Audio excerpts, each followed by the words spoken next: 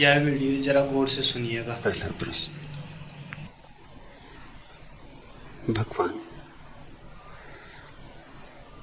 लौकिका नाम हे साधुनामर्थ वागानु वर्तते ऋषीणाम पुनरादयानाम वाचनमर्थो अनुधावति। लौकिक साधुओं की वाणी का अर्थ अनुसरण करती है, लेकिन जो आदि ऋषि थे उनकी वाणी का अनुसरण अर्थ करता था। भगवान वशिष्ठ के सूत्र को समझाने की अनुकंपा करें। क्या आदि ऋषि वास्तव में इतने ही श्रेष्ठ थे? योग प्रतीक्षा।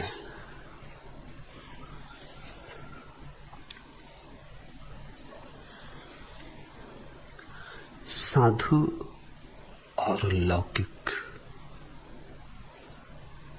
वह बात ही विरोधाभासी है। फिर साधु और असाधु में भेद क्या रहा? असाधु वह है जो लौकिक, जिसकी दृष्टि पदार्थ के पार नहीं देख पाती, पदार्थ में ही अटक जाती है। अंधा है जो, क्योंकि पदार्थ को ही देखने से बड़ा और क्या अंधापन होगा। अस्तित्व परमात्मा से भरपूर है, सौंदर्य से, सत्य से, आनंद से, और तुम्हें केवल पदार्थ ही दिखाई पड़ता हो। एक बात जाहिर होती है उससे कि तुम्हारे पास सूक्ष्म को देखने की दृष्टि नहीं, सिर्फ स्थूल तुम्हारी पकड़ में आता है। असाधु वह जो स्थूल को ही पहचानता है। इतना ही नहीं, जो अपने अहंकार की रक्षा के लिए सूक्ष्म को इंकार भी करता है। क्षमा किया जा सकता है वह व्यक्ति जो कहे कि मैं क्या करूं, अभी तो मुझे स्थूल ही दिखाई पड़ता है, हो सकता है सूक्ष्म भी हो, खोजूंगा, तलाशूंगा, जिज्ञासा करूंगा। मैंने अपने चित्त के द्वार बंद नहीं कर लिए,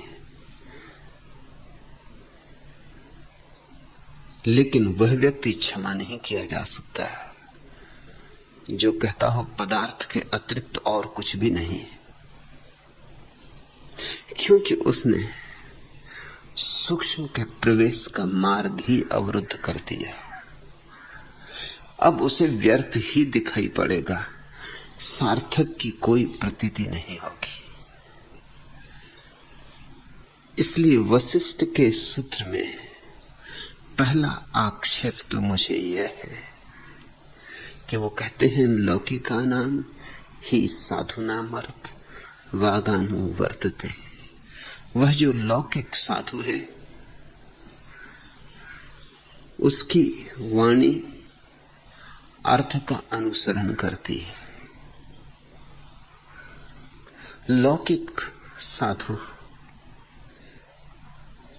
जैसी कोई घटना ही नहीं होती, और अगर होती है तो फिर उसे साधु ना कहो।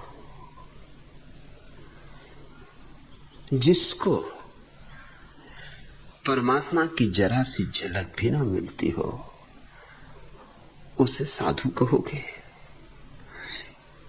जिसे किरण भी दिखाई ना पड़ती हो उसे आंख वाला कहोगे? जिसे सौंदर्य का बोध ही ना होता हो उसे कवि कहोगे? सौंदर्य मर्मज्ञ कहोगे? जिसके जीवन में प्रेम की बूंदाबांदी भी ना हुई हो उसे प्रेमी कहोगे? लौकिक साधु तो सिर्फ पाखंडी है। यद्यपि यह सच है, और शायद इसलिए वशिष्ठ ने यह सूत्र कहा कि 100 साधुओं में से 99 लौकिक साधु हैं। ऐसा लगता है वशिष्ठ कठोर नहीं होना चाहते होंगे, इसलिए बात को मिठास से कह दिया। कबीर जैसे न रहे होंगे। कबीर ने कहा है, कबीरा खड़ा बाजार में लिए लुकाठी हाथ, कि कबीर बाजार में खड़ा है लठ हाथ में लिए हुए। कबीरा खड़ा बाजार में लिए लुकाठी हाथ, जो घर बारे आप ना चले हमारे साथ। हो हिम्मत घर को जलाने की तो आ जाओ, चलो हमारे साथ। लठ लिए कबीर कहते हैं, मैं खड़ा हूं बाजार में। कबीर सीधी चोट करते, उस चोट में कहीं कोई समझौता नहीं होता। वशिष्ठ सत्य को भी कहते हैं तो लीप पोत देते, उसको भी थोड़ी सी मिठास, थोड़ी सी चाशनी दे देते। लौकिक साधु, ऐसी कोई बात ही नहीं होती। लौकिक होगा तो साधु नहीं, साधु होगा तो लौकिक नहीं। ये तो विपरीत को एक साथ जोड़ देना हो गया। ये तो यूं हुआ जैसे कोई कहे अंधेरा दिन, यह तो आधी रात उगा हुआ सूरज हो गया। लेकिन एक अर्थ में वशिष्ठ ठीक कहते हैं कि 99 साधु 100 में से ऐसे ही हैं,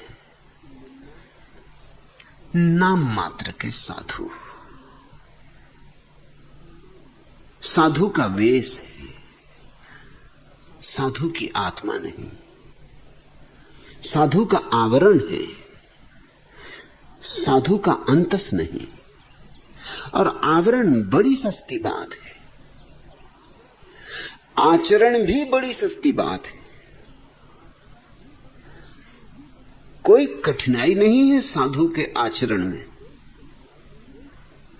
थोड़े अभ्यास की बात है। 2 बार भोजन न किया, 1 बार भोजन किया, यह न खाया वह न पिया। यह जैसा कल डोंगरे महाराज ने बताया कि पानी पियो तो पहले प्रभु का स्मरण करो, पानी भी पियो तो प्रभु का स्मरण करो। भोजन करो तो प्रभु का स्मरण करो। अगर अन्न बिना प्रभु के स्मरण के खाया तो पाप खाया, पानी बिना प्रभु के स्मरण के पिया तो पाप पिया। ऐसे एक महापुरुष से मेरा मिलना हो गया था। मैं आगरा से गुजर रहा था, जयपुर से लौटता था। आगरा में कोई 6 घंटे का समय था गाड़ी बदलने में। एक मित्र बहुत दिन से पत्र लिखते थे कि कभी आगरा से गुजरे। आप जरूर गुजरते होंगे क्योंकि जयपुर की खबरें मिलती, और यहां 6 घंटे स्टेशन पर रुकना ही होता होगा, तो मेरे घर को ही पवित्र करें। तो मैंने कहा ठीक, उन्हें खबर कर दी।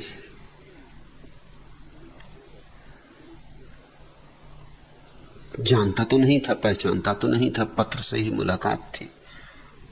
जो सज्जन लेने आए थे उन्होंने आते से कहा कि बस जल्दी करिए, कहीं मेरे बड़े भाई ना आ जाएं। मैंने पूछा कि आप ही मुझे पत्र लिखते थे? उन्होंने कहा कि नहीं, पत्र तो मेरे बड़े भाई लिखते। मगर मेरी और उनकी जानी दुश्मनी, ये मौका मैं नहीं दे सकता कि आपका स्वागत वो करें। सो मैं पहले से हाजिर हूं। बंटवारा हो गया है, आधे मकान में वो रहते हैं, आधे में मैं रहता हूं, और आपको तो मेरा ही आतिथ्य ग्रहण स्वीकार करना पड़ेगा, क्योंकि मैं ही पहले आया हूं। मैंने कहा मुझे क्या फर्क पड़ता है, और आधा घर तुम्हारा आधा बड़े भाई का, चलो तुम्हारे साथ ही चल पड़ता हूं। तुम आ गए, उनको लेके बीच रास्ते पर ही पहुंचा था कि बड़े भाई आ गए। एकदम भागे हुए चले आ रहे थे, आदि से बोले ओम। मैंने पत्र लिखा था, उन्होंने कहा, और ये छोटा भाई आपको कहां ले जा रहा है, ये दुष्ट यहां भी आ गया,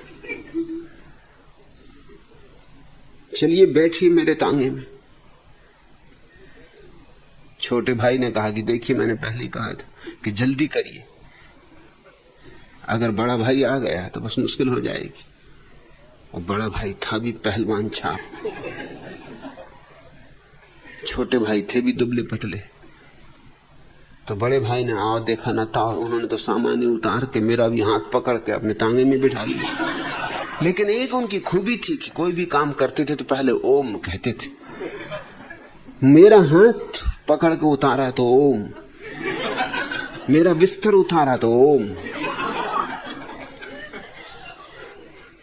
हालांकि कर रहे थे बिल्कुल गलत काम, क्योंकि वो छोटा भाई बेचारा चुपचाप खड़ा था, अब क्या कहे। और मैं देख रहा था अगर वो उसकी पिटाई भी करेंगे तो पहले ओम। और वही हुआ, उनके घर पहुंच गया, बंटवारा कर लिया था घर का, लेकिन एक कक्ष बीच का बड़ा कमरा था, वो खाली छोड़ रखा था, वो बांटा नहीं था, उसमें दोनों आ जा सकते थे। बाकी तो प्रवेश असंभव था एक दूसरे के घर में, मगर एक कमरा छोड़ रखा था। तो जैसे मैं बड़े भाई के घर में प्रविष्ट हुआ, दरवाजे पर उन्होंने कहा ओम आइए भीतर। छोटे भाई ने अपने दरवाजे से कहा कि देखिए आप इतनी कृपा करिए कि कम से कम बीच के कमरे में रुकिए, वहां मैं भी आ सकता हूं, बड़े भाई भी आ सकते। अगर आप उनके ही घर में रुके तो मैं नहीं आ सकूंगा, मेरे घर में रुके तो वो नहीं आ सकेंगे। मैंने कहा ये बात तो ठीक है, लेकिन बड़े भाई ने कहा ओम, और सामान उठा के वो तो अपने घर में ले गए। बड़े भाई फोटोग्राफर थे,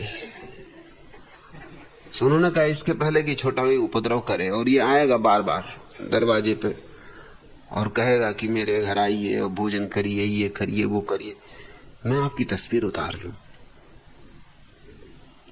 इसी के लिए असल में मैंने आपको पत्र लिखा था, यही एक आकांक्षा थी। मैंने कहा जैसी मर्जी, अब आपके हाथ में 6 घंटे जो करना हो करिए। तस्वीर भी क्या उतारी, हर चीज में ओम, बिल्कुल डोंगरे महाराज के भक्त थे। प्लग भी लगाएं तो ओम, प्लग निकालें तो ओम।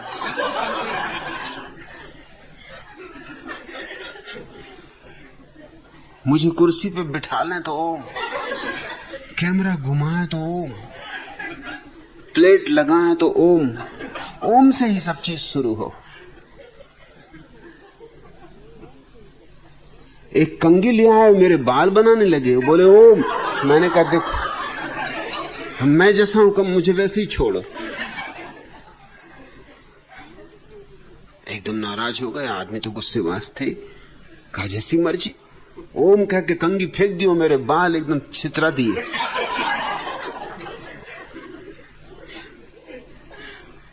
जब ये सब चल रहा था तभी पड़ोस के एक सज्जन आ गए, उनको भी खबर मिल गई कि मैं आया हूं, तो आके बैठ गए। ये फोटो उतर जाए तो फिर वो मुझसे कुछ बात करना चाहते थे। तभी ये बड़े भाई की नौकरानी निकली और उन सज्जन ने कहा कि भाई एक गिलास पानी, गर्मी के दिन थे, बस एकदम बोले ओम। अरे मर्द बच्चा हो के शर्म नहीं आती स्त्री से पानी मांगते हो? नल सामने लगा है, भर लो पी लो। मर्द होते और स्त्री से पानी मांगो। फिर मेरी तरफ धीरे से बोले ओम, ये मेरे भाई का दोस्त, साले को ठीक किया। ओम भी कहते जाते।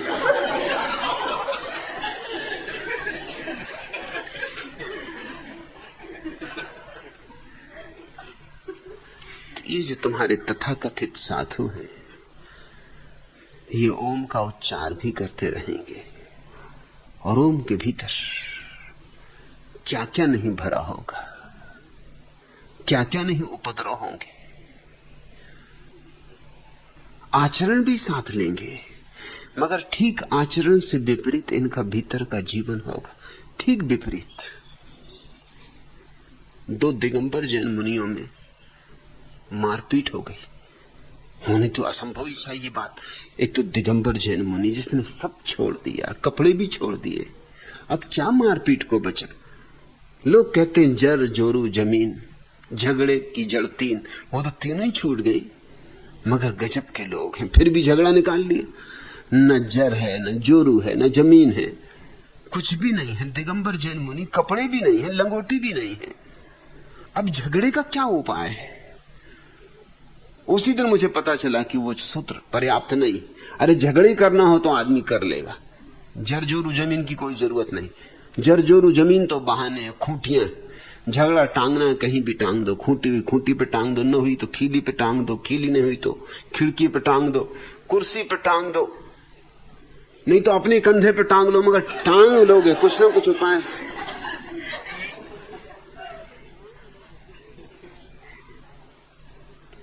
झगड़ा कहां हुआ, दोनों गए थे सुबह मल विसर्जन को, एकांत में झगड़ा हो गया, एक दूसरे की पिटाई कर दी। पिटाई काहे से की, और तो कुछ था नहीं। पिच्छी रखते हैं जैन मुनि, पिच्छी रखी जाती है कि कोई चींटी भी ना मर जाए। पिच्छी में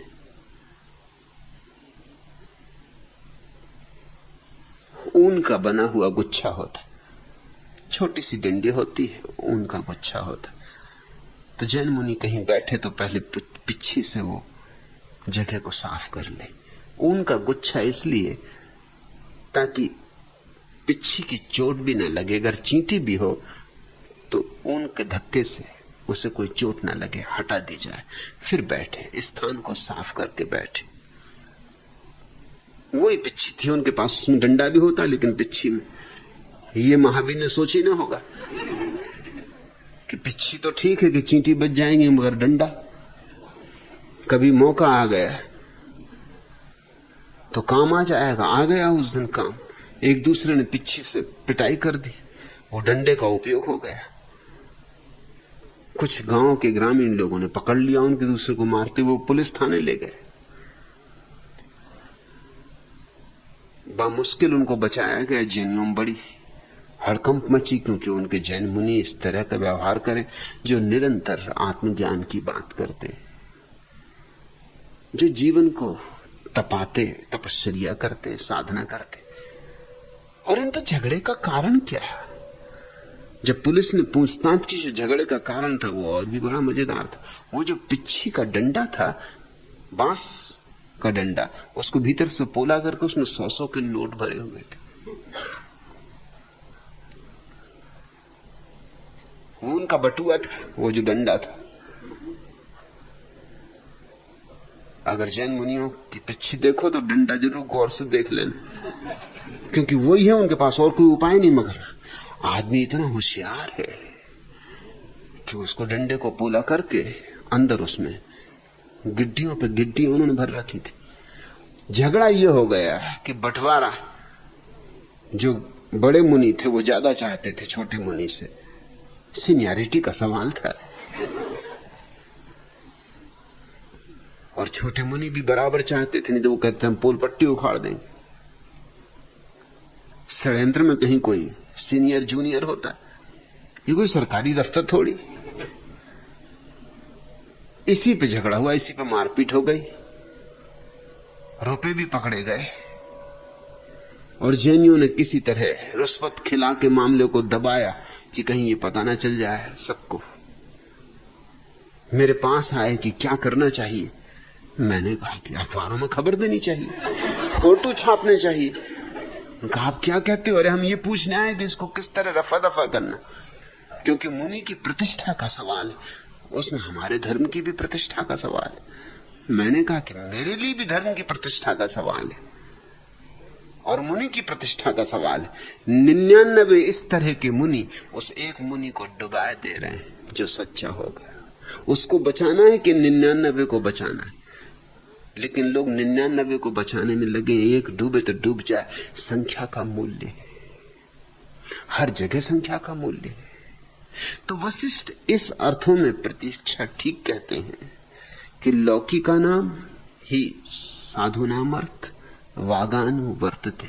वो जो लौकिक साधु है, लौकिक अर्थात जो साधु नहीं है, बस दिखाई पड़ते हैं, नाम मात्र को है, लेबल साधु का है, भीतर कुछ और है। भीतर तो लोक ही है, अभी अलोक से कोई संबंध नहीं हुआ, अलौकिक से कोई नाता नहीं हुआ, मगर यही तो तुम्हें मिलेंगे। फिर चाहे मुक्तानंद हो, चाहे अखंडानंद हो और चाहे स्वरूपानंद हो, यही तुम्हें मिलेंगे। लौकिक साधु ही तुम्हें मिलेंगे। और तब ये सूत्र बड़ा सार्थक है। लौकिक साधु की बात को ठीक से ख्याल में ले लो तो सूत्र में बड़ी सार्थकता है। सूत्र कहता है ऐसे साधुओं की वाणी अर्थ का अनुसरण करती, ऐसे साधुओं के पास अपनी कोई अंतर्वाणी तो होती नहीं, अपना कोई अनुभव तो होता नहीं, ऐसी तो कोई प्रतीति होती नहीं कि जिस शब्द को छू दे वो जीवित हो जाए, ऐसा कोई जादू तो होता नहीं कि मिट्टी को छुए और सोना हो जाए। तो ऐसे व्यक्तियों की वाणी तो शास्त्रों का अनुसरण करेगी। शास्त्र में उनका अर्थ है, जीवन में उनके कोई अर्थ नहीं। अर्थ गीता में, वेद में, कुरान में, बाइबल में, धम्मपद में, अर्थ स्वयं में नहीं। और जो अर्थ स्वयं में नहीं है वह अनर्थ है, उसे अर्थ कहो ही मत। क्योंकि गीता में जो अर्थ है वो कृष्ण का अर्थ होगा, वो कृष्ण का अनुभव होगा, वो अर्जुन का भी नहीं बन सका, तो तुम्हारा क्या बनेगा? कभी सोचो इस बात को, कितना सिर मारा कृष्ण ने, तभी तो गीता बनी। काफी सिर मारा, मगर अर्जुन भी बचाव करता गया, वो भी दांव पैंच लगाता रहा, बड़ी देर तक ये मल्ल युद्ध चला। और अर्जुन ने जब अंततः ये कहा कि मेरे सब संदेह गिर गए, निरसन हो गया मेरे संदेहों का, तो भी मुझे भरोसा नहीं आता। मुझे तो यही लगता है कि वो घबरा गया कि बकवास कब तक करनी, मतलब ये आदमी मानेगा नहीं, ये खोपड़ी खाए चला जाएगा, यहां से बचाऊंगा तो वहां से हमला करेगा। तर्क उसका हार गया, वह स्वयं नहीं हारा, क्योंकि महाभारत की कथा इस बात को प्रकट करती कि जब पांडव मरे और उनका स्वर्गारोहण हुआ तो सब गल गए रास्ते में ही, अर्जुन भी गल गया उसमें। सिर्फ युधिष्ठिर और उनका कुत्ता दो पहुंचे स्वर्ग के द्वार तक। अगर अर्जुन को कृष्ण की बात समझ में आ गई थी और जीवन रूपांतरित हो गया था तो गल नहीं जाना चाहिए था। महाभारत की कथा इस बात की सूचना दे रही है कि अर्जुन को भी अनुभव नहीं हुआ। मान लिया कि अब कब तक तर्क करो, कब तक प्रश्न करो, इससे बेहतर है निपट ही लो, उठाओ गांडीव, जूझ जाओ युद्ध में, मरो मारो, झंझट खत्म करो। इस आदमी से बचाव नहीं है, इस आदमी के पास प्रबल तर्क है, मगर तर्क से कोई रूपांतरित नहीं होता है। अर्जुन भी रूपांतरित नहीं हुआ। कृष्ण का अर्थ अर्जुन का भी अर्थ नहीं बन सका, जो कि आमने सामने थे, जिनमें मैत्री थी, संबंध था, एक दूसरे के प्रति सद्भाव था। तो तुम्हारे और कृष्ण के बीच तो 5000 साल का फासला हो गया। तुम क्या खा कृष्ण के अर्थ को अपना अर्थ बना पाओगे? तुम्हें तो अपना अर्थ खुद खोजना होगा। हाँ, यह बात जरूर सच है, तुम अगर अपना अर्थ खोज लो तो तुम्हें कृष्ण का अर्थ भी अनायास मिल जाएगा, क्योंकि सत्य के अनुभव अलग अलग नहीं होते। सत्य को मैं जानूं कि तुम जानो कि कोई और जाने, आ जाने कि बा जाने कि सा जाने, सत्य का अनुभव तो एक होता है। सत्य का अनुभव हो जाए तो बाइबल और वेद और जिंदवेस्ता सबके अर्थ एक साथ खुल जाएंगे। लोग मुझसे पूछते हैं कि क्या आपने ये सारे शास्त्र पढ़े हैं? अब जैसे ये सूत्र मैंने इसके पहले कभी पढ़ा ही नहीं, ये वशिष्ठ का सूत्र भी है, ये भी मुझे पक्का नहीं। ये तो प्रश्न जो पूछा है प्रश्नकर्ता ने, उसको मान के मैं उत्तर दे रहा हूं। मैंने ये सूत्र कभी पढ़ा नहीं, पढ़ने की कोई जरूरत नहीं। लोग मुझसे पूछते हैं क्या आपने ये सारे शास्त्र पढ़े? पढ़ने की कोई जरूरत नहीं। एक शास्त्र मैंने पढ़ा अपने भीतर, और उसको पढ़ लेने के साथ ही सारे शास्त्रों के अर्थ प्रकट हो गए। अब तुम कोई भी शास्त्र उठा लाओ, मेरे पास अपनी रोशनी है जिसमें मैं उसका अर्थ देख लूंगा। इससे क्या फर्क पड़ता है? मेरे पास दिया जला हुआ है, तुम वेद लाओगे तो वेद उस दिए की रोशनी में झलकेगा, और तुम कुरान लाओगे तो कुरान झलकेगी, और तुम धम्मपद लाओगे तो धम्मपद झलकेगा। तुम जो भी ले आओगे उस रोशनी में झलकेगा। दिए को क्या फर्क पड़ता है कि वेद सामने रखी कि कुरान की बाइबल, दिए की रोशनी तो पड़ेगी सब पर समान समभाव से। तो मैं तो ये भी नहीं कह सकता कि वशिष्ठ का सूत्र ही है, हो या ना हो। इतना साफ है कि वो जो लौकिक साधु है, जिसको वशिष्ठ ने लौकिक साधु कहा है, उसके पास कोई अपनी अनुभूति की संपदा नहीं होती। भीतर तो बिल्कुल थोथा होता है, ईश्वर को मानता है, जानता नहीं। और जब तक जाना नहीं तब तक मानने में कुछ मूल्य है। तब तक मानना असत्य है, बेईमानी है, पाखंड है। जो जाना है बस उसको मानना, और जो न जाना हो तब तक साफ रहे कि मैंने नहीं जाना है तो कैसे मानूं। कम से कम ईमानदारी तो मत गंवा देना। धार्मिक होने के लिए कम से कम ईमानदारी तो अनिवार्य है, और तुम्हारे तथाकथित विश्वासियों ने उतनी निष्ठा भी नहीं बरती।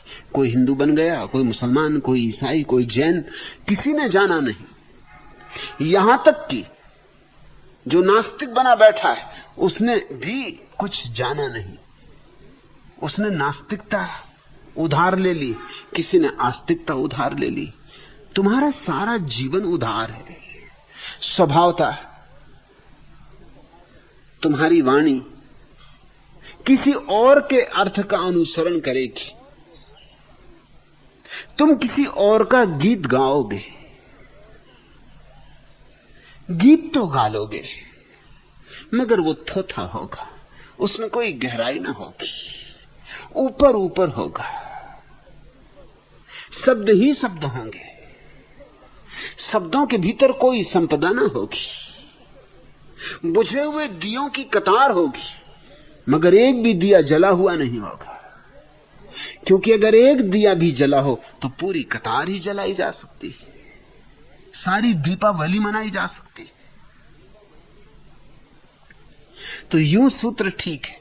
सिर्फ लौकिक साधु शब्द पर मेरा ऐतराज है, उसे साधु नहीं कहना चाहिए। समय आ गया कि हम उसे साधु ना कहें। उसकी दृष्टि लौकिक है तो क्यों साधु कहना। हां, यह हो सकता है घर छोड़ के चला गया हो, लेकिन घर छोड़ के गया वो भी लौकिकता है। कैसा मजा है। एक तरफ तो ये तुम्हारे साधु कहते हैं संसार माया, और दूसरी तरफ कहते हैं संसार त्याग करो। माया का भी त्याग हो सकता है, जो है ही नहीं उसका भी त्याग हो सकता है। ये क्या पागलपन की बात है। रात तुमने सपना देखा कि तुम सम्राट थे, बड़ा तुम्हारा साम्राज्य था, स्वर्ण तुम्हारे महलों में ढेरों से भरा था, हीरे जवाहरात के अंबार लगे थे, और सुबह तुम्हारी आंख खुली, तुम जाग गए और तुमने पाया कि वह सपना था। फिर क्या तुमसे यह कहना होगा कि भैया सपने का अब त्याग करो, छोड़ो सपने को, वो सपना था।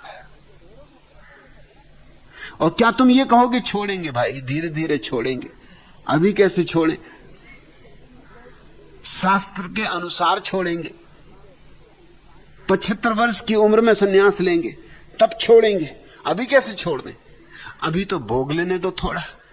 अभी तो ये स्वर्ण महल, ये हीरे जवाहरात, ये साम्राज्य, ये मजा मौज, अभी तो भोग लेने दो।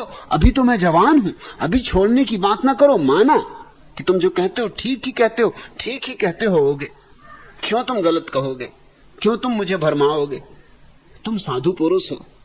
नमन करता हूं, चरण छूता हूं, तुम्हारी पूजा करूंगा और याद रखूंगा। मगर समय पकने दो। जब 75 साल का हो जाऊंगा तब इस सपने का बिल्कुल त्याग कर दूंगा। अरे छोड़ना तो है ही, संसार माया है, कौन नहीं जानता है। मगर अभी नहीं, अभी समय नहीं, अभी समय आया नहीं। क्या तुम ऐसा कहोगे? सपने को सपने की तरह जानने में ही सपना छूट गया। इसलिए मैं अपने सन्यासी को संसार छोड़ने को नहीं कहता। मैं कहता हूं जब सपना ही है तो छोड़ना क्या? छोड़ना नहीं है, जागना है। भागना नहीं है, जागना है। सदियों से तुम्हें भगोड़ापन सिखाया गया है, और भागने का अर्थ है मूल्य बदलते नहीं, मूल्य वही के वही रहते। कुछ लोग धन की तरफ दौड़े जा रहे हैं, उनका मूल्य भी धन है, कितना इकट्ठा कर लें। और फिर कुछ लोग हैं जो धन छोड़ के भागे जा रहे हैं, उनका मूल्य भी धन है, उनकी कसौटी भी धन है, कितना छोड़ दें। तुम त्यागियों को भी नापते हो तो तराजू वही। रॉकफेलर को और बिरला को और ताता को भी नापते हो तो तराजू वही, और महावीर को और बुद्ध को नापते हो तो भी तराजू वही। असली सवाल तराजू का है। जैन शास्त्र वर्णन करते हैं इतने हाथी, इतने घोड़े, इतना धन, इतना महल, सब महावीर ने छोड़ दिया। ये हाथी घोड़ों की गिनती, ये धन के अंबार, इनकी चर्चा शास्त्र इतने रस से करते हैं कि बात जाहिर है। वो ये सिद्ध करना चाहते हैं कि हमारे महावीर कोई छोटे मोटे साधु नहीं थे, बड़े साधु थे, महासाधु थे। देखो कितना छोड़ा। मापदंड क्या है? इसलिए तो कोई गरीब आज तक न तो हिंदुओं ने उसे अवतार माना, न बुद्धों ने उसे बुद्ध माना, न जैनों ने उसे तीर्थंकर माना, क्योंकि कसौटी पूरी नहीं होती। सवाल ये छोड़ा क्या, कितना छोड़ा? अब तुम कहो हमने एक लंगोटी छोड़ दी, तो कहेंगे भाग जाओ यहां से। लंगोटी छोड़ कर तीर्थंकर होने की इरादे रख रहे हो। राजपाट कहां है? हाथी घोड़े कितने? अब तो बड़ी मुश्किल हो जाएगी भविष्य में, तीर्थंकर होने मुश्किल हो जाएंगे क्योंकि राजपाट ना रहे।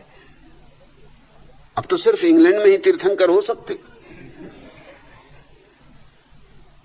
या ताश के पत्तों में। कहते हैं बस 5 ही राजा बचेंगे दुनिया में, 4 तो ताश के पत्तों के, एक इंग्लैंड का। और इंग्लैंड का राजा ताश के पत्तों से भी गया भी था। ताश के पत्तों में भी कुछ अकड़ होती, इंग्लैंड के राजा में वो भी नहीं, वो सिर्फ नाम मात्र का। तब तो इंग्लैंड में ही आशा समझो कि बुद्ध पैदा हो, तीर्थंकर पैदा हो, अवतार पैदा हो। भारत में तो असंभव। अब तो राजपाट रहे नहीं, अब साम्राज्य नहीं, हाथी घोड़े नहीं। छोड़ोगे क्या?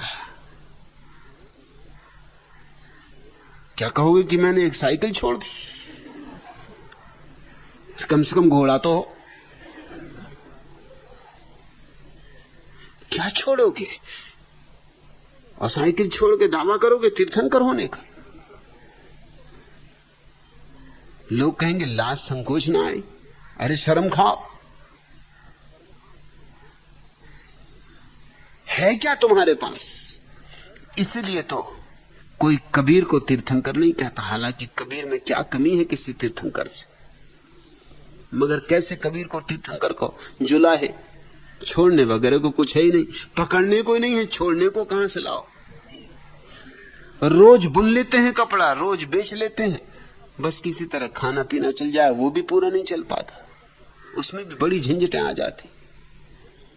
बड़ी अद्भुत कहानी है, सत्य वेदांत ने लिख के मुझे भेजी, बहुत प्यारी है, खूब सोचने जैसी है, और सिर्फ कबीर जैसे आदमी की जिंदगी में हो सकती है। कबीर की कीमत आंकनी मुश्किल है। कहानी यह है कि कबीर को तो जो भी घर में आ जाए, और सुबह से बहुत से लोग आ जाते, कबीर की मस्ती में कौन न डूबना चाहे? कबीर के आनंद में कौन भागीदार न होना चाहे? दूर दूर से लोग आ जाते, सुबह से कीर्तन छिड़ जाता, नाच होता, गीत होता, भीतर की शराब बहती, लोग मदमस्त होके पीते, फिर भोजन का समय हो जाता।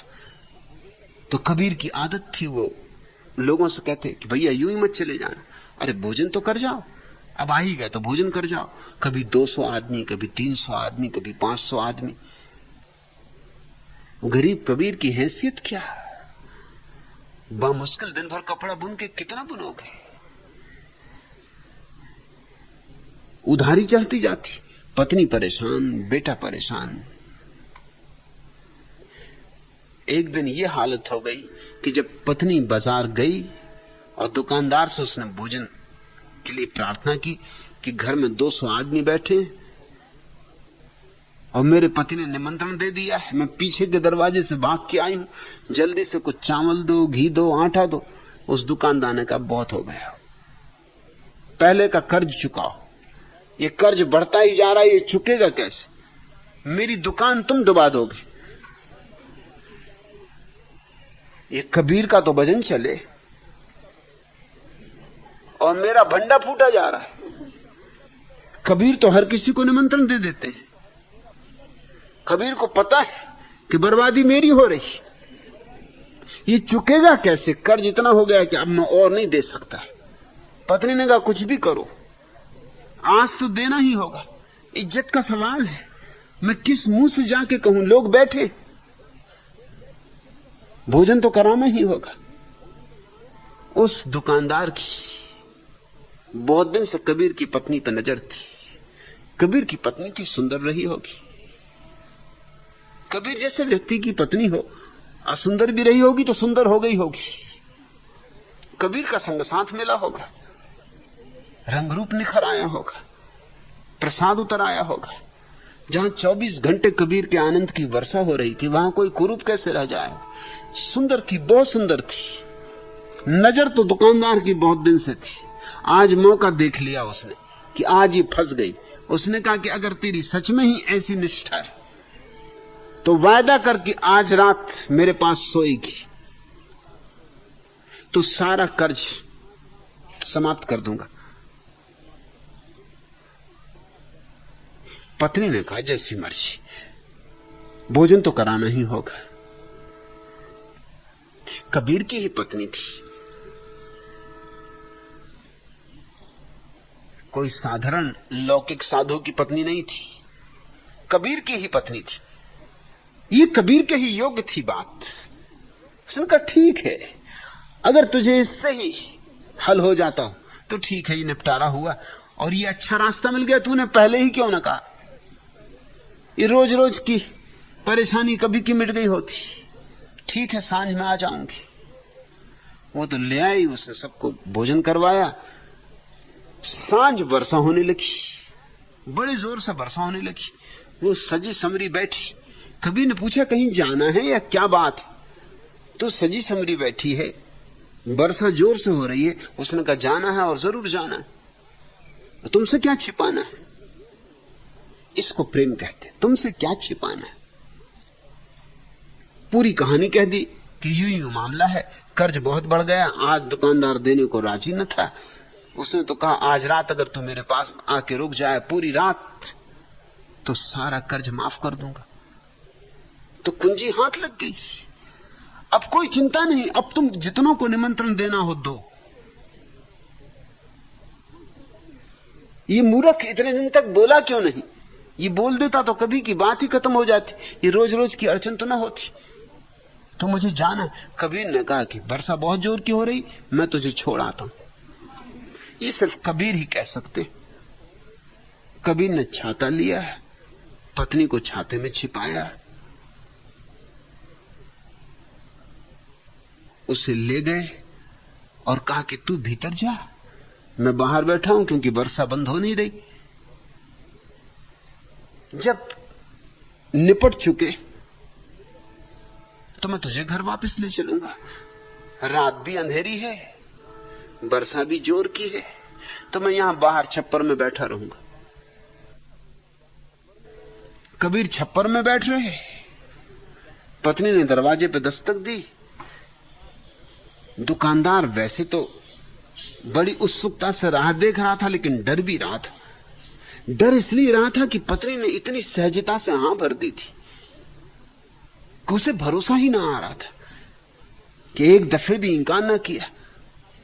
अरे कोई सती सावित्री होती तो फौरन चप्पल निकाल लेती। जो चप्पल निकाले समझ लेना कि सती सावित्री नहीं है, वो चप्पल निकालना ही जाहिर कर रहा है कि लंपट है।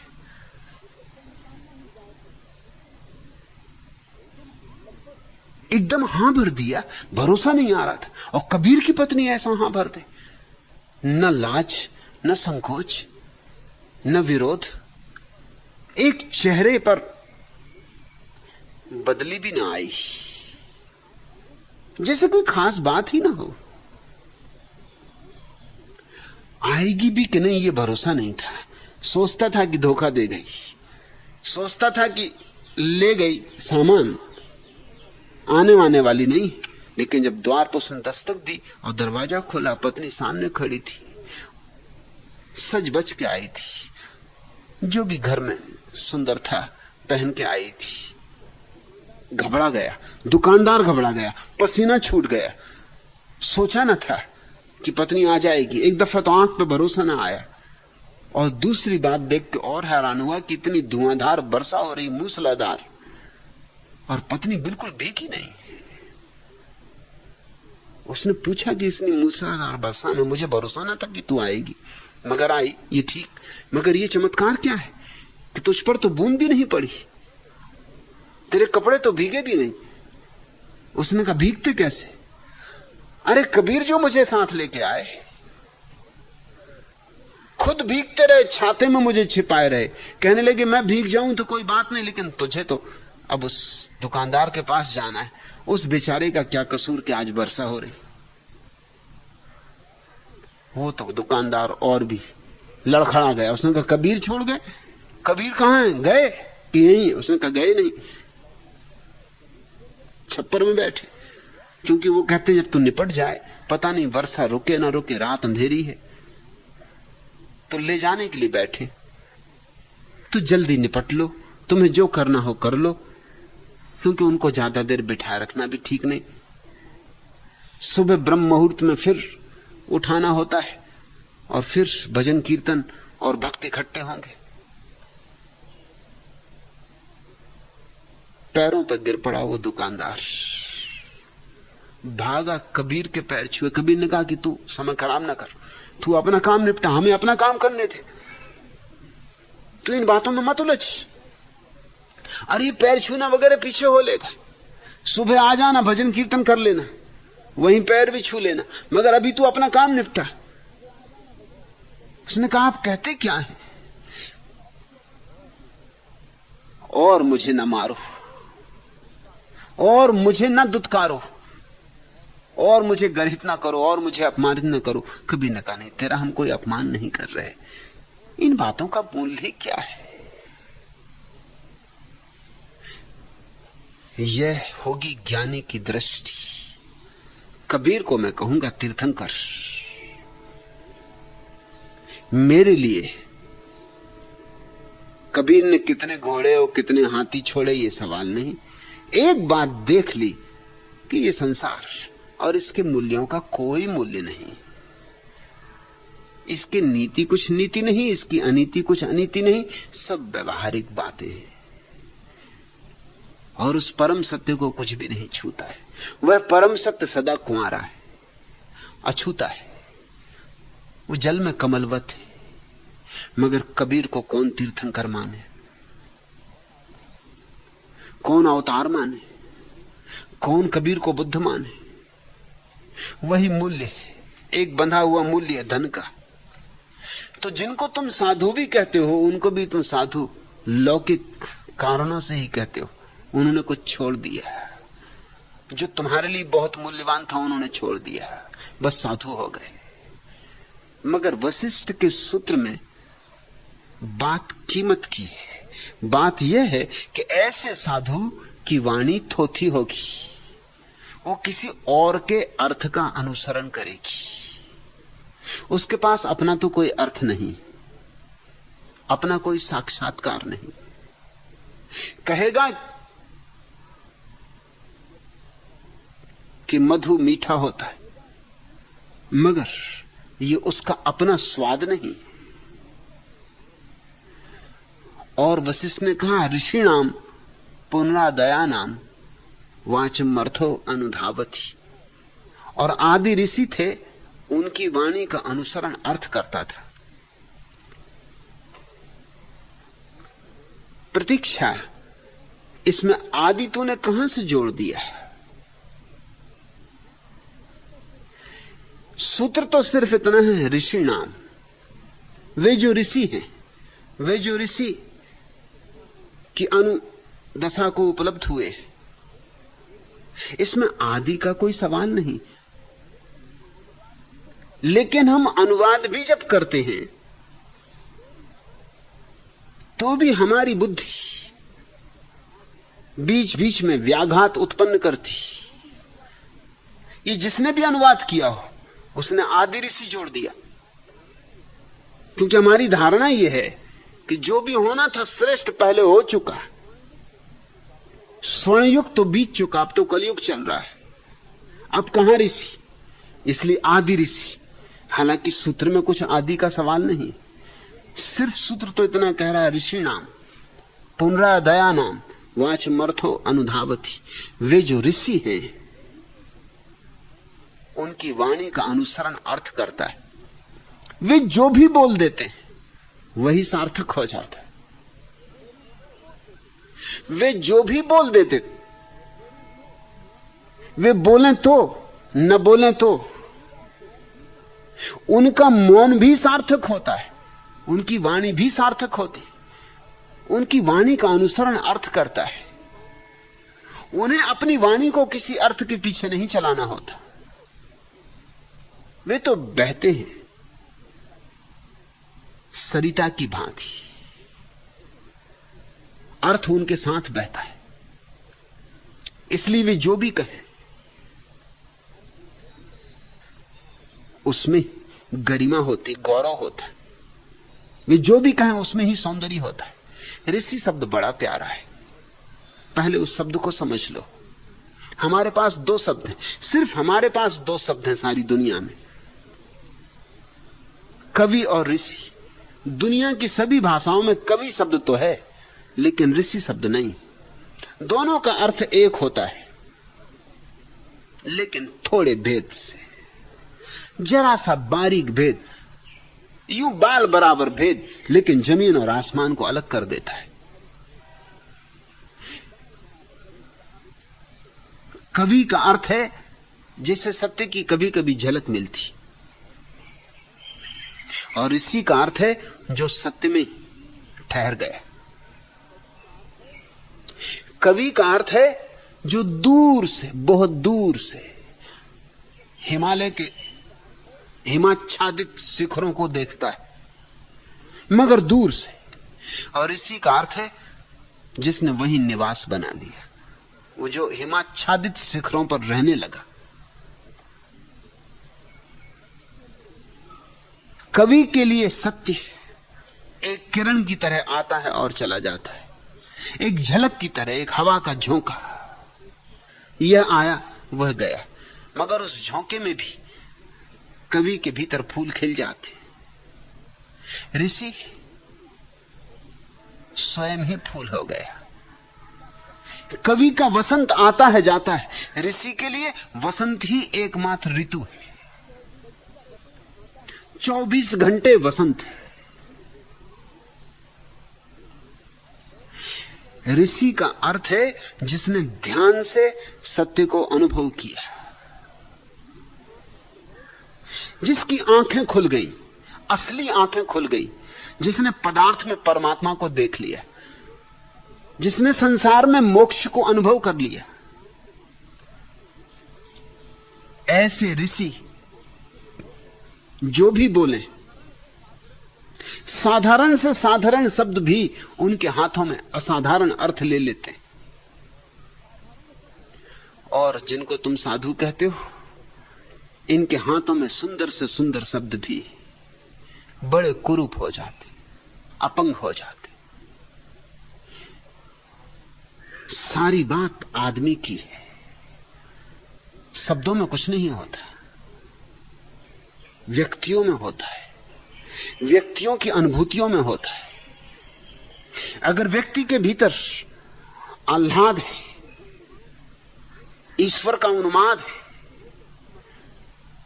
मोक्ष की मस्ती है, तो वो जो भी बोल दे वही मंत्र है, वही श्लोक है, वही ऋचा है।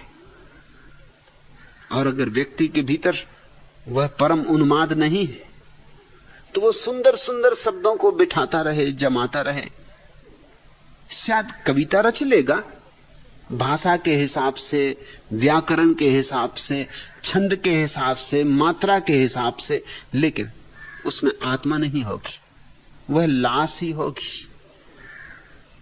लाश भी दिखाई पड़ सकती है बिल्कुल आदमी जैसी। लाश को भी तुम खूब सजा सकते हो। पश्चिम में तो लाश को सजाने का धंधा होता है। पश्चिम में तो बड़ा भय है मृत्यु का, होना स्वाभाविक भी है, क्योंकि ईसाईयत, यहूदी, मुसलमान, भारत के बाहर पैदा हुए तीनों धर्म एक ही जीवन में भरोसा करते हैं, बस एक ही जीवन, और कोई जीवन नहीं। तो घबराहट स्वाभाविक है। यूं भी आदमी मौत से घबराता है, यहां भी आदमी मौत से घबराता है, जहां के अनंत जीवनों का विश्वास है। पहले भी हम थे, आगे भी हम होंगे, मगर वो विश्वास ही है। घबराहट तो भीतर होती है कि कौन जाने बचे ना बचे, मगर पश्चिम में तो साफ ही है कि बचना नहीं, एक ही जीवन है, बस फिर दोबारा लौटना नहीं। फिर तो कयामत की रात तक पड़े रहना है कब्र में। तो घबराहट स्वाभाविक है। जरा सोचो तो, कब आएगी कयामत? अनंत अनंत काल तक कब्र में ही सड़ते रहोगे, सड़ते रहोगे, सड़ते रहोगे, गल जाओगे, हड्डी हड्डी गल के मिट्टी हो जाएगी। तब आएगी कयामत, पता नहीं आएगी भी कि नहीं आएगी। और इतने काल तक तुम्हें पड़े रहना पड़ेगा कब्र में। घबराहट है। तो मृत्यु को झुठलाने का पश्चिम में बहुत उपाय होता है। इसलिए पश्चिम में एक धंधा ही हो गया। पूरब में वैसा कोई धंधा नहीं है अभी, पश्चिम में धंधा है, मौत को सजाने वालों का धंधा, काफी लाभ वाला धंधा है। जब कोई मर जाता है तो उस पर हजारों रुपए खर्च होते, उसको सजाया जाता है, जैसे कि कोई अभिनेताओं को सजाता है नाटक में। अब ये नाटक का अंत ही हो रहा है, आखिरी सजावट कर ही लेनी चाहिए। पटाक्षेप हो रहा है, पर्दा गिरने को है, गिर ही चुका है। तो उसके चेहरे को सुंदर बनाते हैं, रंगते हैं, लाली देते हैं उसके गालों को, उसके होठों को, उसकी आंखों को काजल देते, उसके बालों को रंग देते। अगर बाल न हो तो झूठे बाल लगा देते, अगर दांत गिर गए हों तो झूठे दांत लगा देते, सुंदर कपड़े पहनाते, इत्र छिड़कते, फूलों से सजा देते। आदमी यूं लगने लगता है जैसे दूल्हा हो, दूल्हा भी फीका लगे। आदमी यूं लगने लगता है जैसे ये कोई मरघट नहीं जा रहा है, ये कोई बारात निकल रही। फिर खूबसूरत से खूबसूरत ताबूत, कीमती से कीमती ताबूत, उनमें उसकी लाश को सजाया जाता। धोखा, हर तरह का धोखा।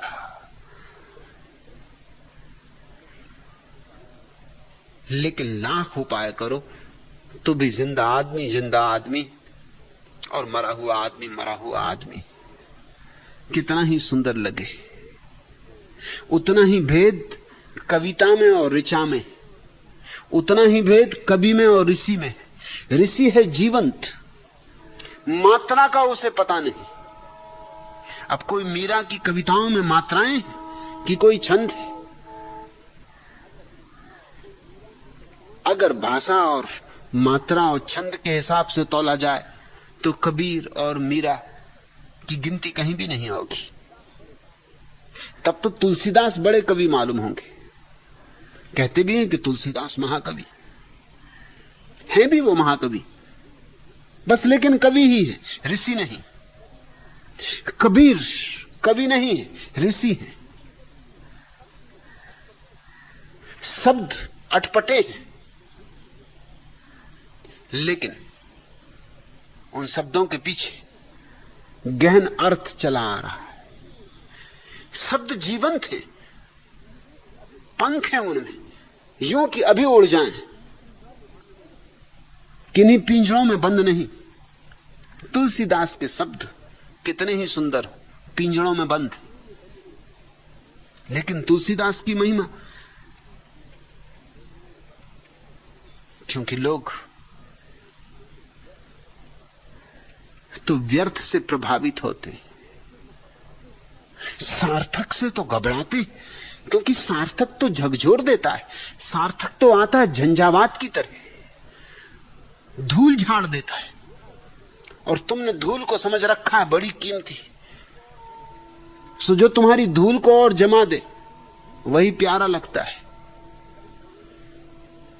तुलसीदास महाकवि, कबीरदास तो अटपटे। सधुक्कड़ी उनकी भाषा है, पंडित कहते हैं सधुक्कड़ी, उसके लिए भाषा ही अलग रख लिया नाम, सधुक्कड़ी भाषा, संध्या भाषा, उलट बांसी, सीधी बात ही नहीं करते, उल्टी बांसुरी बजाते, कुछ का कुछ कहते। मगर कारण यह कि कबीर कोई पढ़े लिखे व्यक्ति नहीं है, कबीर कोई शास्त्रीय व्यक्ति नहीं, मगर सत्य को जाना है, इसलिए बोलचाल की भाषा ही बोलते, मगर उसमें ही वह सारा रस भर दिया है कि फूल फीके पड़ जाएं, वह सारी रोशनी भर दी कि चांद तारे फीके पड़ जाएं। छोटे छोटे वचन, मगर बड़े से बड़े शास्त्रों का निचोड़ आ गया है। इसलिए प्रतीक्षा, आदि ऋषि शब्द मत जोड़ो, आदि से क्या लेना देना है, ऋषि का आदि से क्या संबंध। ऋषि तो आज भी होते, जब भी सत्य को जाना तभी ऋषि का जन्म हुआ। ऋषि का अर्थ तो है जिसे भीतर की देखने की आंख मिल गई। और तब ये बात सच है कि ऋषि की वाणी का अनुसरण अर्थ करता है। वो अर्थ की चिंता नहीं करता, न व्याकरण की चिंता करता, न भाषा की चिंता करता। और इसलिए अनेक बार ऐसा हुआ है कि ऋषियों के बोलने के कारण नई भाषाएं पैदा हो गई। महावीर ने संस्कृत में नहीं बोला, प्राकृत में बोला। महावीर के बोलने के कारण प्राकृत बनी।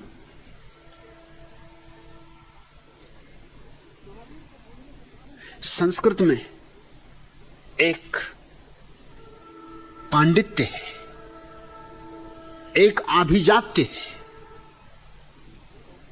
महावीर ने संस्कृत का उपयोग नहीं किया, बोलचाल की भाषा में बोले। उसमें वह पांडित्य नहीं है, लेकिन जीवंतता है। बुद्ध पाली में बोले। पाली बोलचाल की भाषा है, बेपढ़े लिखे आदमी की भाषा है, मगर बड़ी प्यारी।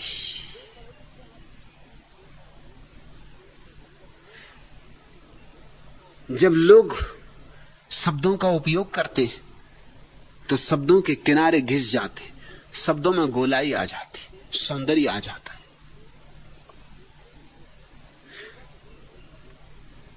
लोगों के शब्द घिसते घिसते बड़े प्यारे हो जाते। और जब भी कभी लोगों पर ऊपर से भाषा थोपी जाती तो कभी उस भाषा में प्राण नहीं आते। जैसा इस देश में उपयोग किया गया स्वतंत्रता के बाद, इस देश में जिन्होंने सबसे बड़ी हानि हिंदी को पहुंचाई वे थे डॉक्टर रघुवीर, सेठ गोविंदास। दोनों मेरे निकट से परिचित व्यक्ति थे और दोनों को मैंने कहा था कि तुम दुश्मन हो हिंदी के। हालांकि दोनों समझे जाते थे कि हिंदी के सबसे बड़े समर्थक हैं, मगर उन्हीं ने नष्ट किया। भाषाएं ऐसे ऊपर से नहीं थोपी जाती। रघुवीर ने कैसी भाषा थोपने की कोशिश की। हालांकि गणित ठीक था उनका, व्याकरण ठीक थी उनकी, सब बातें ठीक थी, मगर भाषाएं जन्मती हैं, ऐसी थोपी नहीं जाती। भाषाएं कृत्रिम नहीं होती। जनता जब सैकड़ों वर्ष तक उपयोग करती शब्दों का तो उन शब्दों में एक रस आ जाता है, एक जीवंतता आ जाती। निरंतर के चलन से उनमें गोलाई आ जाती, जैसे नदी में बहते हुए पत्थर गोल हो जाते, शंकर जी की पिंडी बन जाते। ऐसे प्रत्येक शब्द में, रघुवीर के शब्दों में गोलाई नहीं और बेहुदापन है। हालांकि हिसाब के दृष्टि से बिल्कुल ठीक है। अब जैसे रेलगाड़ी, तो रेलगाड़ी शब्द का ठीक ठीक अनुवाद भाषा में करना हो तो रघुवीर ने बिल्कुल ठीक किया। लोह पथ गामिनी, मगर कौन इसका उपयोग करेगा? जिससे कहोगे वही हंसेगा। किसी से कहोगे कि लोह पथ गामिनी से जा रहे, तो पहले चौंक कर देखेगा तुम होश में हो कि ज्यादा पी गए, क्या हो गया तुम्हें? लोह पथ गामिनी से जा रहे हो, तुम्हें जाने के लिए कुछ और उपाय ना बचे। हालांकि लोह पथ गामिनी बिल्कुल ठीक रेलगाड़ी का ही अनुवाद है। रेल का अर्थ होता है लोह पथ, और लोह पथ पर जो दौड़ती वो गामिनी, गमन करती, बिल्कुल ठीक है, लोह पथ गामिनी। इससे तो डॉक्टर राम मनोहर लोहिया बेहतर आदमी थे। उन्होंने जनता के शब्द चुनने की फिक्र की। जैसे रिपोर्ट की जगह वो रपट लिखते थे, क्योंकि गांव का किसान जब कहता है तो वो कहता भैया रपट लिखवाई के नहीं। रिपोर्ट घिस घिस के रपट हो गई, स्टेशन घिस घिस के टेशन हो गया, मगर जो टेशन में मजा है वो स्टेशन में नहीं, और जो रपट में बात है वो रिपोर्ट में नहीं। रपट में एक सच्चाई है। कबीर तो रिपोर्ट लिखवाएंगे, रिपोर्ट नहीं लिखवाएंगे। कबीर स्टेशन जाएंगे, स्टेशन नहीं जा सकते।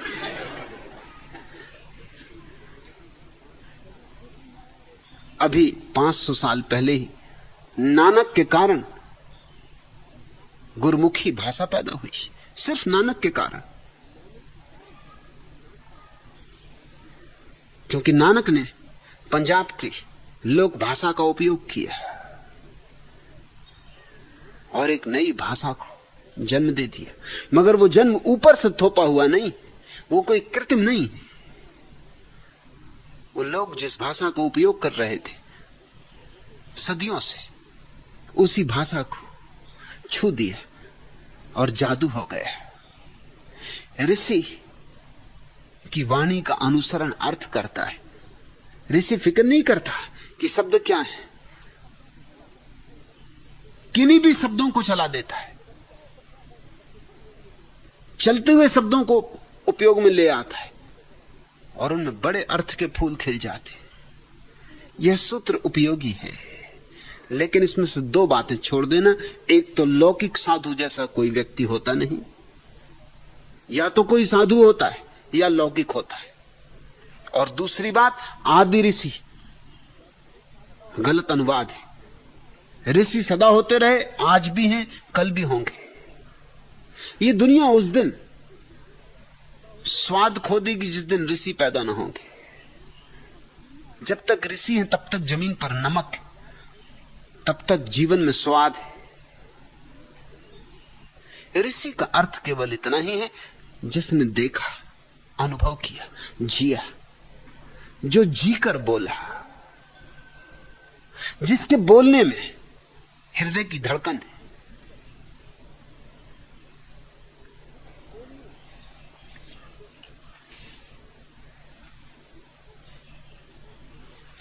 दूसरा प्रश्न, भगवान मुंडकोपनिषद का लेखक कौन है? बोले राम,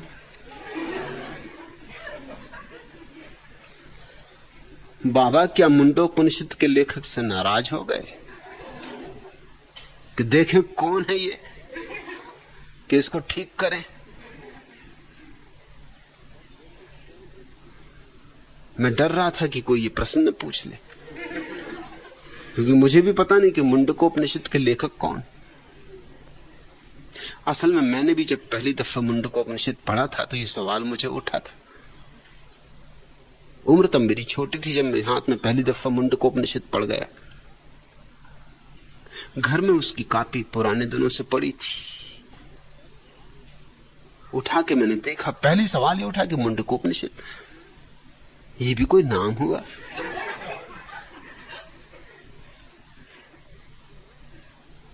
किसने लिखा और क्या नाम दिया? अरे कम से कम नाम तो ठीक दे देते। लोग सड़ी गली चीजों को भी क्या क्या नाम देते। रसमलाई, चमचम, रसगुल्ला, क्या क्या नाम देते। मुंडकोपनिषद, मुझे लगा हो ना हो, मेरे मोहल्ले में एक पहलवान था, उनका नाम था मुंडे पहलवान, हो ना हो इसी आदमी ने लिखा। थे भी गड़बड़ी वो, और सभी चीजों में गुणी थे। भांग वो पिए, गांजा वो पिए, अफीम का सेवन वो करें, शराब वो पिए, और जब नशे में होते थे तो बड़ी ब्रह्म चर्चा करते थे। तो उनका जरूर इसी आदमी ने पीनक में आके मुंडकोपनिषद लिख दिया है। और मुंडे पहलवान, तो मुंडकोपनिषद नाम जसता है कि किसी मुंडे ने लिखा है। मेरा उनसे दोस्ताना था, ये तो उम्र में बहुत फासला था। दोस्ती हो जाने का कारण था कि मुझे भी एक शौक था और वही शौक उनको भी था, पतंग लड़ाने का शौक। उनको कोई काम धाम नहीं था, दादागिरी उनका धंधा थी, कमाने वगैरह का कोई सवाल न था। सब पतंग लड़ाते थे और मुझे भी पतंग लड़ाने का शौक था। और वो तो बड़े प्रसिद्ध लड़ाके थे पतंग के, लखनऊ तक पतंग लड़ाने जाते थे। गांव में तो कोई उनसे कोई पतंग लड़ाने की हिम्मत ही नहीं कर सकता था, क्योंकि दिन भर मंजा लगाना उनका काम ही ये था। सुबह से दंड बैठक, फिर डट के दूध जलेबी,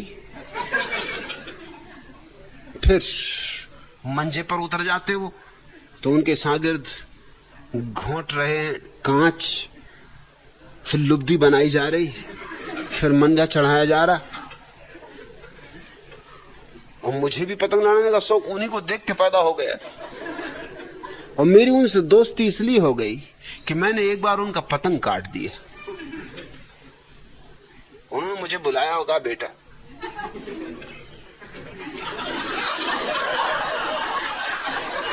आज तक मेरा पतंग कोई नहीं काट सका। पहली तो बात, कोई मुझसे पतंग लड़ाने की हिम्मत ही नहीं करता,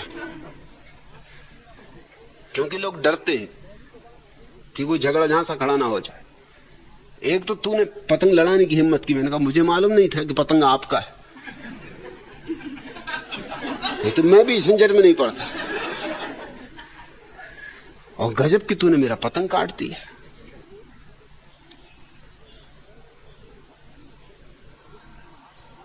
मस्ती में थे, आशीर्वाद देगा कि तू बड़े बड़ों के पतंग काटेगा। मैंने कहा ये तो तब से मैं वही काम कर रहा हूं। अब तो छोटे बड़े का फर्क ही नहीं करता, समदृष्टि से काटता हूं। पतंग होना चाहिए, छोटे का हो बड़े का हो, शंभू महाराज का हो कि मुरारजी देसाई का हो कि मुक्तानंद का हो कि डोंगरे जी महाराज का हो, पतंग होना चाहिए। छोटे बड़े का क्या भेद करना, समदृष्टि रखनी चाहिए।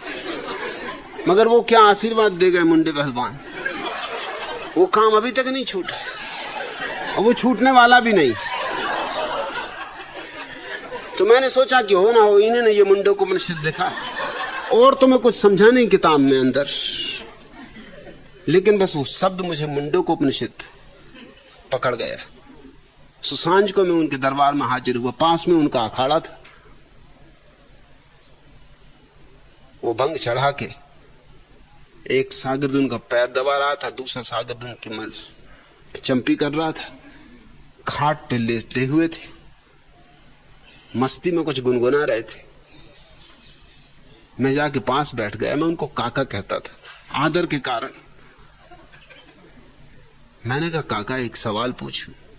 उन्होंने कहा पूछो बेटा, जरूर पूछो। अरे पूछोगे नहीं तो जानोगे कैसे?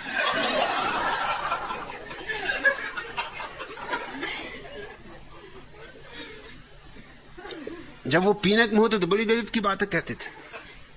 जरूर पूछो कहने लगे। जिन खोजा तिन खोइयां, गहरे पानी पैठ। मैंने कहा कबीर को भी चारों खाने चित्त कर दी। जिन खोजा तिन खोइयां, गहरे पानी पैठ। अरे पूछोगे नहीं तो जानोगे कैसे? पूछो। अंग्रेजी के वो दो शब्द बोलते थे, एक व्हाई नॉट। वो एकदम से मुझसे बोले व्हाई नॉट। पूछो।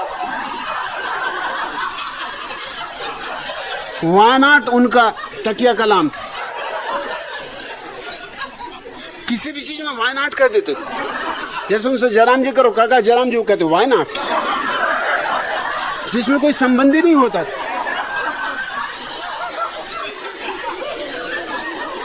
कि काका कहां जा रहा है, वो कहते व्हाई नॉट। उन्हें अर्थ का संबंध नहीं था। इसको कहते हैं ऋषि। जो शब्द बोले अर्थ उसके पीछे आता है। तो मुझसे बोले व्हाई नॉट। पूछो, क्या पूछना? मैंने कहा कि किताब मेरे हाथ लग गई, मुंडकोपनिषद।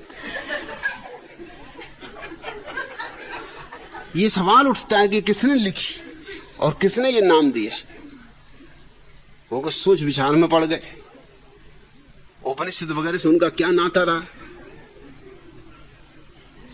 फिर मैंने ही उनसे कहा कि मुझे ये शक हुआ, हो ना हो आपने ही लिखी होगी, क्योंकि मुंडे पहलवान आप ही एक जाहिर आदमी है। बड़े प्रेम से मुस्कुराए और बोले बेटा, जवानी में आदमी से कई तरह की भूलें हो जाती। अरे लिख दी होगी,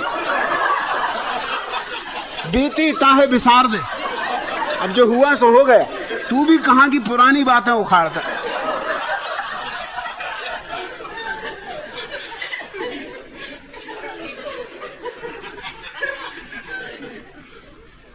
अब जाने भी दे, जो हो गया हो गया। तेरे हाथ में कहां से लग गई? लिख दी होगी। कई काम जवानी में कर गया जो नहीं करने थे, मगर जवानी में कौन भूल चूक नहीं करता। मैंने कहा व्हाई नॉट। मैं भी उनकी भाषा का धीरे धीरे उपयोग करने लगा। मुझे भी पता नहीं रहता व्हाई नॉट का मतलब क्या होता। और दूसरा शब्द उनका अंग्रेजी का था कि जैसे हम कहते हैं कि तबीयत बाग बाग हो गई, वो कहते तबीयत गार्डन गार्डन हो गई। जब उन्होंने मेरे मुंह से सुना व्हाई नॉट, बोले तबीयत गार्डन गार्डन हो गई। क्या बात तूने कही। होनहार बिरवान के हो चीखने पात, वो मुझसे बोले कि तू जरूर कुछ करके दिखाएगा। देखें आपका आशीर्वाद रहा तो लिखूंगा कोई मुंडकोपनिषद। बोले राम तुम पूछ रहे कौन लेखक था, मुझे पता नहीं। अब तो मुंडे पहलवान भी मर चुके।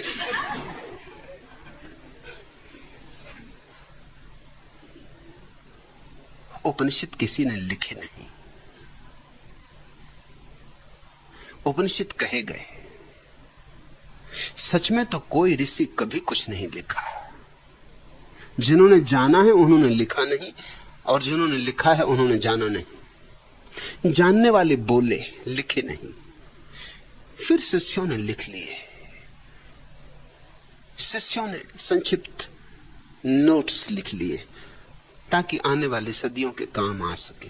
ये उपनिषद लिखे गए शिष्यों के द्वारा, कहे गए ऋषियों के द्वारा। ऋषि बोलते, सिर्फ बोलते, क्योंकि बोलने में शब्द जीवित होता है, और जीवित शब्द ही एक हृदय से दूसरे हृदय में प्रवेश कर सकता है, और जीवित शब्द ही मुक्तिदायी है। आज इतना। अगर यह वीडियो आपको अच्छी लग रही हो तो वीडियो को लाइक और चैनल को सब्सक्राइब करें।